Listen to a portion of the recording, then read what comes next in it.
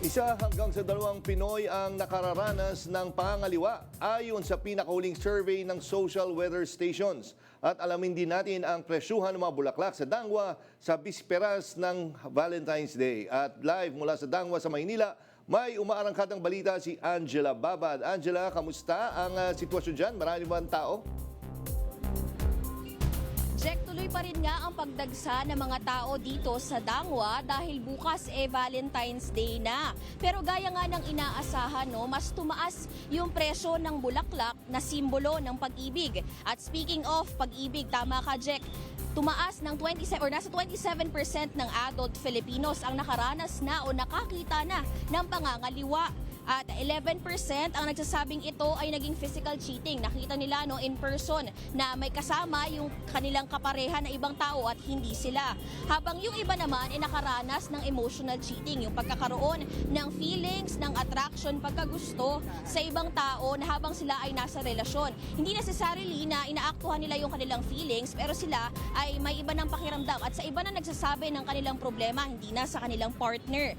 Nandyan rin yung cyber cheating kung saan ginagawa yung pakikipag-chat o pakikipag-communicate online sa ibang tao at hindi doon sa kapareha nila. At nandyan din yung financial cheating o yung hindi pagsasabi ng paggastos sa inyong mga partner. Pero kahit na ganoon, ayon pa rin sa SWS survey, 43% pa rin naman ang nagsasabing kayang-kayang maibalik ang tiwala sa kanilang partner matapos ang pangangaliwa. 36% naman ang nagsasabing hindi na nilang kayang ibalik ang tiwala muli. Jack, kaugnay niyan, may makakasama nga tayo ngayong hapon, si ating kakausapin tungkol sa kanyang pananaw doon nga sa pangangaliwa at sa second chances. Kasama natin si Nanay Nida ng Eminida Flower Shop. Nay, magandang hapon po. Magandang hapon po sa inyo lahat. Nay, tanong ko lang po, kamusta po ang love life niyo? Happily married? Happy po Ilang kami. years na po? 30 plus na. 30 plus years na. Nay, tanong ko lang, ano po ang inyong, kumbaga, paningin or pananaw sa pangangaliwa? Kung depende naman po kung hindi sila magkansundo, tapos nangangaliwa yung mga lalaki mostly nangangaliwa. Wala na. Wala na. Tapos, Nay, pag nangaliwa ba ang isang tao, regardless kung babae or lalaki, dapat po ba bigyan pa ng second chance? Para sa akin, hindi na. Hindi na. Bakit na hindi na? Wala na siya, naghanap siya ng iba eh. Wala na, wala na. Wala na siyang pagmamahal ka sa akin, naghanap siya ng iba. Kaya dapat i-let go na. Nay, paano naman kapag, let's say, di ba, nagkaroon nga ng problema, ng pangangaliwa, problema sa relasyon, ano po ba yung mga bulaklak na pwedeng maibigay doon po sa ating mga kumaga partner? Kung manghingi po kayo ng sorry, ano po yung mga bulaklak po na iyon? Pwede puti po.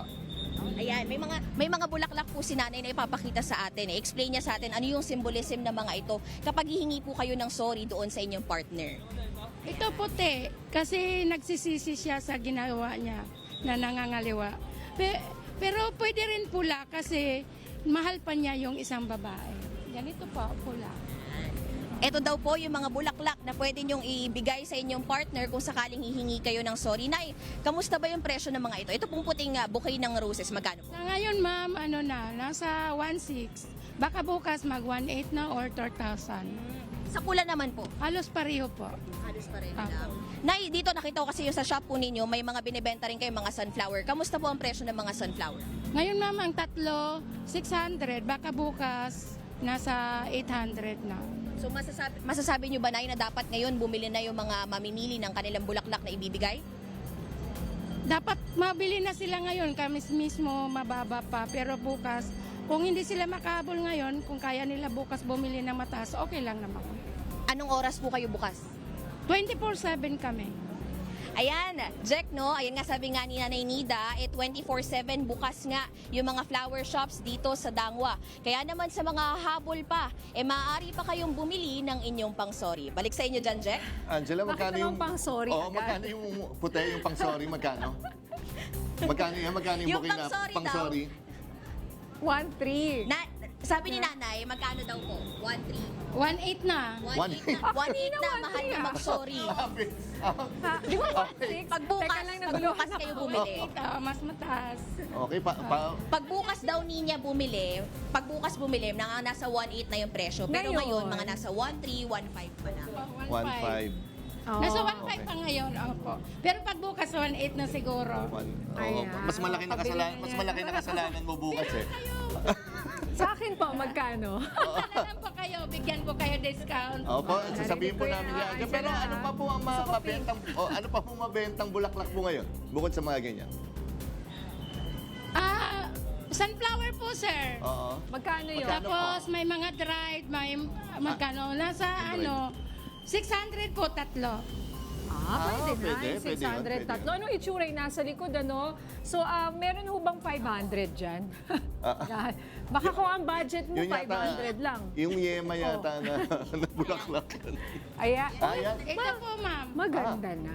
Pwede. Okay na yan. Oo. Ano? 500. Opo, ano po? Tatlo siya, ma'am. Tatlo. I love you. Okay, tatanong pala, ano mensahe niya? Okay, pang I love you daw yun. Oo, yung Okay. sunflowers. 1.6 or ano, sorry, 600. 600 ang isa.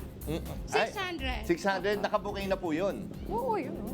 Nakabuking na, naka-arrange Ayos na. na po. Pwede na, pwede na. Pwede na, Okay. ganda. Sige, pwede pang humabol yung mga nandyan. Angela, mamaya, padala mo lang yung bill sa akin. Oo, Sa ako, mga ako yung 1.5. 1.5 ba yun? Yung Oo. kanina. Yung nagsusorry ka ba? Hindi. Hindi, pink Hindi, ako. di Pink. daw siya Wala akong nagsasorry. pinagsosorry. Okay, sige. Okay. Binibili ko sa sarili ko, sabi nga ni Miley Cyrus, I can buy myself flowers. Pag nagparinig pa, Talaga naman.